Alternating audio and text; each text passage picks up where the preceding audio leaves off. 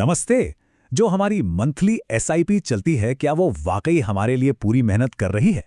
आज हम यही पता लगाने वाले हैं कि कैसे एक स्मार्ट एसआईपी हमारे नॉर्मल इन्वेस्टमेंट प्लान को पूरी तरह से बदल सकती है। तो चलिए सीधे डेटा की दुनिया में चलते हैं। हाँ, ये लाइन सुनने में थोड़ी चुभ सकती है ना? लेकिन हमारे एनालिसिस का ये कड़वा सच है और ये सोचने पर मजबूर कर देती है। क्यों? सीधी सी बात है, एक नॉर्मल एसआईपी तो बस हर महीने एक फिक्स्ड अमाउंट लगा देती है। उसे इस बात से कोई मतलब नहीं कि बाजार महंगा है या सस्ता। वो तो मार्केट के मूड को पूरी तरह से अनदेखा कर देती है। तो बस यही वो बड़ा सवाल है जिसका जवाब हम आज खोजने निकले हैं। हमने एक पूरा डेटाबेस बेस्ड एक्सपेरिमेंट किया है, सिर्फ ये देखने के लिए कि क्या थोड़ी सी स्ट्रैटेजी, थोड़ी सी समझदारी सच में हमारे इन्वेस्टमेंट के नतीजों को पूरी तरह बदल सकती है। देखिए, एक नॉर्मल एसआईपी की सबसे बड़ी कमजोरी क्या है कि वो एक तरह से अंधी होती है। उसे मार्केट के उतार चढ़ाव से कोई लेना देना नहीं। जब सोना बिल्कुल सस्ते में मिल रहा है तब भी वो 10,000 रुपए ही लगाएगी, और जब सोना आसमान छू रहा है, अपने ऑल टाइम हाई पर है, तब भी उतने ही पैसे। इसमें कोई दिमाग, कोई स्ट्रैटेजी है ही नहीं। तो इसी को टेस्ट करने के लिए हमने एक एक्सपेरिमेंट सेट किया। हमने गोल्ड पर पूरे 10 साल का बैक टेस्ट चलाया। और हाँ, सबसे जरूरी बात, हर स्ट्रैटेजी में पैसा बिल्कुल बराबर लगाया गया, 12.1 लाख रुपए, ताकि जो भी नतीजा आए वो एकदम फेयर हो। तो हमने क्या किया, नॉर्मल सिप के सामने 8 अलग अलग स्मार्ट क्वांटिटेटिव स्ट्रैटेजीज को खड़ा कर दिया। एक तरह की रेस।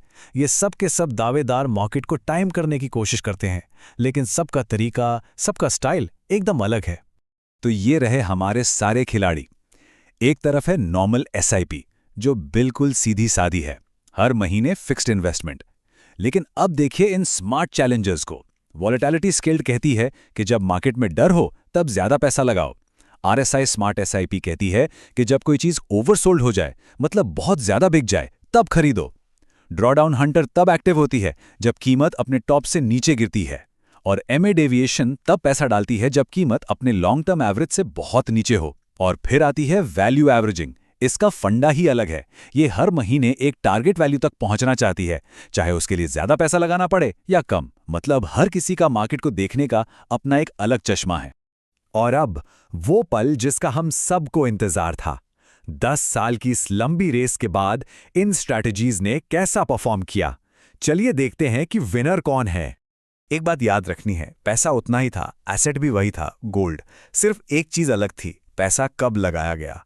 और बस इसी एक छोटे से बदलाव ने सब कुछ बदल कर रख दिया। और जो रिजल्ट्स आए वो सच में हैरान करने वाले हैं। हर एक स्मार्ट एसआईपी ने नॉर्मल एसआईपी को पीछे छोड़ दिया। लेकिन दो विनर तो बिल्कुल साफ साफ दिख रहे हैं। वॉलेटिलिटी स्केल्ड और वैल्यू एवरेजिंग ने तो नॉर्मल एसआईपी को बहुत बुरी तरह से हराया है। जरा इस ग्राफ पर नजर डालिए।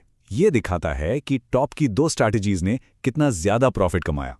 वॉलेटिलिटी स्केल ने अकेले 7.26 लाख का एक्स्ट्रा प्रॉफिट बनाया, सिर्फ पैसे लगाने का टाइम बदलकर। जरा सोचिए, ये होती है टाइमिंग की असली पावर। तो अब सबसे बड़ा सवाल ये उठता है कि आखिर इन दोनों स्ट्रैटेजीज ने इतना जबरदस्त परफॉर्म किया कैसे?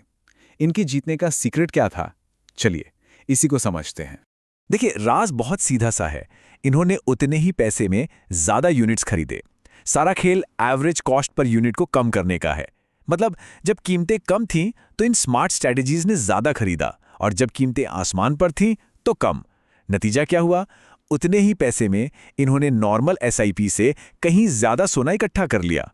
अब इन दो चैंपियंस को आमने सामने रखते हैं। एक तरफ है वॉलेटिलिटी स्केल्ड, जिसे हम केओस मल्टीप्लायर भी कह सकते हैं। ये मार्केट की अफरा तफरी में खरीदने का मौका ढूंढता है। और दूसरी तरफ है वैल्यू एवरेजिंग, जो कि एक तरह से मैथमेटिकली सबसे सही तरीका है। ये एक टारगेट वैल्यू पर फोकस करता है, और दोनों ने ही अपनी एवरेज कॉस्ट को नॉर्मल एसआईपी से बहुत कम रखा। तो ये जो वॉलेटिलिटी स्केल स्ट्रैटेजी है, इसने मार्केट के डर को ही मौके में बदल दिया। याद है जब कोविड-19 की वजह से मार्केट क्रैश हुआ था? उस वक्त जब सब डर रहे थे, इस स्ट्रैटेजी ने जमकर पैसा लगाया और उन भावों पर सोना खरीदा जो बाद में पता चला कि क्या शानदार एंट्री पॉइंट्स थे। और अब सुनिए वैल्यू एवरेजिंग का कमाल। इसका लॉजिक थोड़ा उल्टा है, लेकिन बहुत पावरफुल है। कोविड के टाइम जब सोना ऊपर भाग रहा था तो इस स्ट्रैटेजी ने कम पैसा लगाया, क्यों? क्योंकि पोर्टफोलियो अपने टारगेट से आगे चल रहा था, तो इसने अपना पैसा बचाया और फिर बाद में जब सोने के दाम गिरे तब उस बचाए हुए पैसे से बेहतर कीमत पर बड़ी खरीदारी की। कितना स्मार्ट है। यहां तक तो गोल्ड की कहानी थी, सब ठीक है। लेकिन अब कहानी में एक ट्विस्ट है। सवाल यह है कि क्या ये जादू सिर्फ सोने पर ही चलता है या कहीं और भी काम करता है? और ये सवाल बहुत बहुत जरूरी है, क्योंकि एक अच्छी स्ट्रैटेजी वही है जो हर जगह काम करे, है ना? तो हमने इसी टेस्ट को निफ्टी 50, बैंक निफ्टी और यहां तक कि नैस्डैक पर भी दोहराया। और जो नतीजे आए उन्होंने कहानी को फिर से पलट दिया। जो स्ट्रैटेजी गोल्ड की चैंपियन थी, वॉलेटिलिटी स्केल्ड, वो नैस्डैक पर जाकर बुरी तरह फेल हो गई।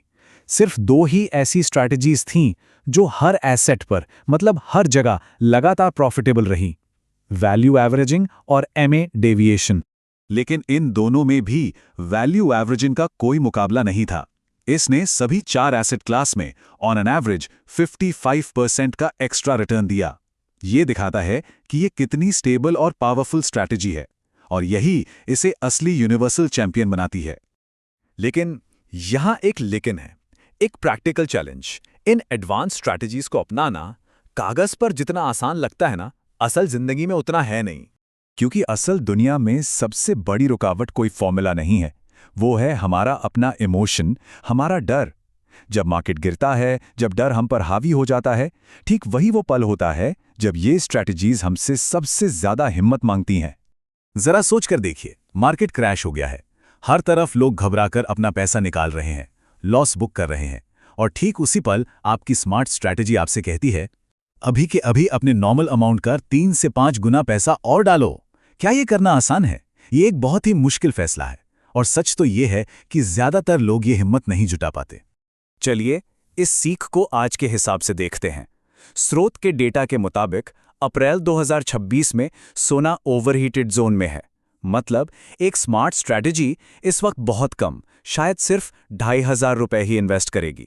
लेकिन एक नॉर्मल एसआईपी, वो तो आंख बंद करके अपने पूरे 10,000 रुपए लगा देगी। तो बात घूम फिरकर एक ही चीज पर आती है, अनुशासन, डिसिप्लिन। डेटा तो साफ साफ रास्ता दिखा रहा है, स्मार्ट एसआईपीज काम करती हैं, लेकिन असली लड़ाई मार्केट से नहीं, अपने ही मन से है। सवाल ये नहीं है कि एसआईपी स्मार्ट हो सकती है या नहीं, वो तो हो सकती है। असली सवाल तो ये है, क्या हम स्मार्ट बनने के लिए, वो अनुशासन लाने के लिए तैयार हैं?